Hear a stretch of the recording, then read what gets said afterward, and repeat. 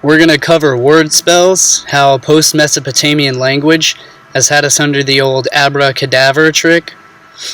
Hast thou fallen for the eldest trick in the scroll? How do I even begin? Is it by telling you about how we've been unwittingly cast into the mold of ancient spells, of our modern spelling? Cast just like a mold, or perhaps like a net, while caught like fish in the net of spells and spelling that have been cast, thus sentencing us to life sentences and the curses of cursive, which are just terms, like serving a prison term. So we've been sentenced to the wards of these words, which can be deadly as swords if misunderstood. Or perhaps you missed my understanding of my terms, or the sibyls of my syllables, or even the ancient rites of modern writing. We languish in our languid language in anguish ever since the ancient times of the English Angus, and the phony phonetic phonics of the ancient Phoenician Phonetics. You think English is easy? Sometimes I think English should be committed to an asylum for the verbally insane. In what language do people recite at a play and play at a recital? Ship by truck and send cargo by ship, have noses that run and feet that smell. How can a slim chance and a fat chance be the same, while a wise man and a wise guy are opposites?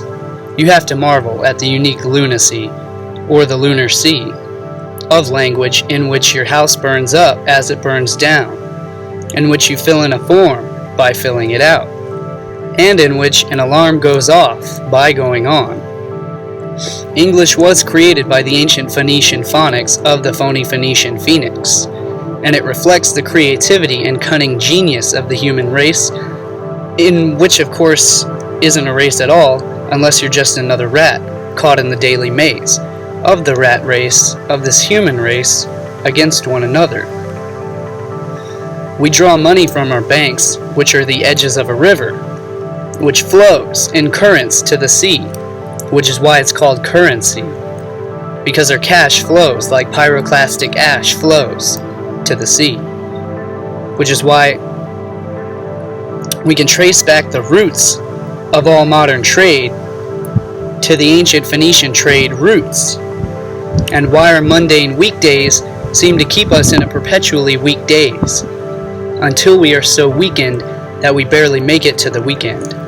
So each day we actually awake routinely in the morning, or is it the Monday morning ritual conversely conversing a morning at a wake for the dead? And thus the Bible speaks that the dead shall walk the earth, or so it appears that they already are, without even knowing it, just by the strange language of which they know not the true origins of what their words mean in etymology. And thus the significance of the signs and sins in signification of their signatures on these dead legal fictions, like IDs and bills, because our citizenship begins when we board the citizen ship, which sails the high seas carrying seamen, and it all begins when the male ship docks in the female slot or slip, also known as its berth, and unloads its cargo or seamen, which sail up the waters of the canal. So she gets pregnant and now carries the precious cargo, and will now give birth to the new citizen that must now register to board that citizen ship, and repeat the cycle all over again, until the citizens catch on to the ancient spells of the phony phonetic Phoenicians, their tools of commerce and piracy of the high seas, and the human commodity through the use of their made-up languid language, which gives us our modern English. Check out the links in the video below. I've included more links and more information about this topic. Please look into this topic further if it sounds interesting to you and you are starting to actually see the connections between how all languages have the same roots back in ancient traditions. And this has been going on for thousands of years, which is why they included it in the Bible and said, let us go down and corrupt their language that they may not understand one another. So that's how it's been done for thousands of years. I'm not the one doing it right now. I'm just showing you how it's been done, so that you can actually see the connections between these words that we would deem as homophones, which they're homophones, which come from the phony Phoenician phonetics of phonics, and how words sound, because that's the magic in it. That's where the magic comes in. Because if you don't see the connections, and you're lost in the scholarly dictionary rather than the esoteric dictionaries that hide the true meanings in the way it sounds, so that you'll pass it off as just coincidence, and you won't look deeper into where these words come from and what they actually mean. Like how Paleo-Hebrew alphabet, or the Aleph-Bet, became the Greek alphabet and then became the modern English alphabet. So that is where this modern English language comes from, which is used to control commerce over the seas, and thus the banking system, and thus keep us in ignorance of how it's all connected. So thank you for your time. I appreciate you watching this video. Please feel free to share it. Please share this information and the links below. Please research further into this topic. I will include you more resources if you need those to get started into how this language, word spells and spelling, has been going on, and how it's abracadabra. I create what I speak. And I'll close with a quote from Philip K. Dick. The basic tool for the manipulation of reality is the manipulation of words.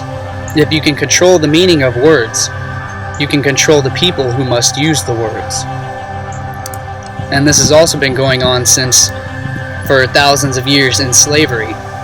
How if a slave master can control and corrupt the slave's language, their true language, that they will no longer understand the terms that the master is using, so that they could actually be free.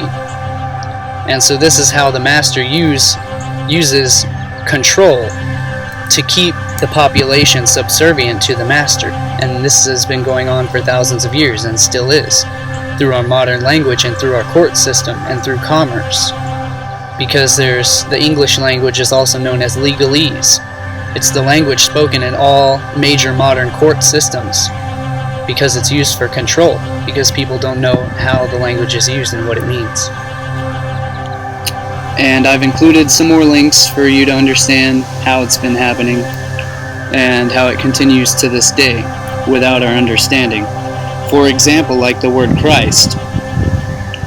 It's a common misunderstood term because no one understands the etymology of where it comes from, which the word Christ comes from the etymological roots of ancient Greek, Christos, which is oil, and chrism, which is milk, cream, or oil.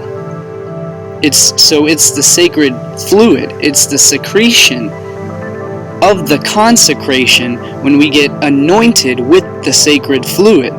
And this is why you must get down on your knees to be anointed with the sacred secretion of the consecration of the sacred fluid, which is the sacred cream or milk or chrism, Christos, which is why today we have our Crisco oil,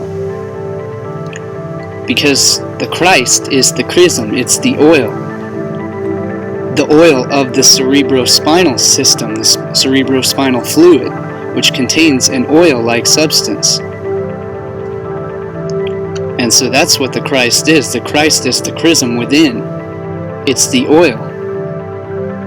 It's everything but what we've been told that it is, what our common concept of what these definitions mean. So, with that, thank you for your time.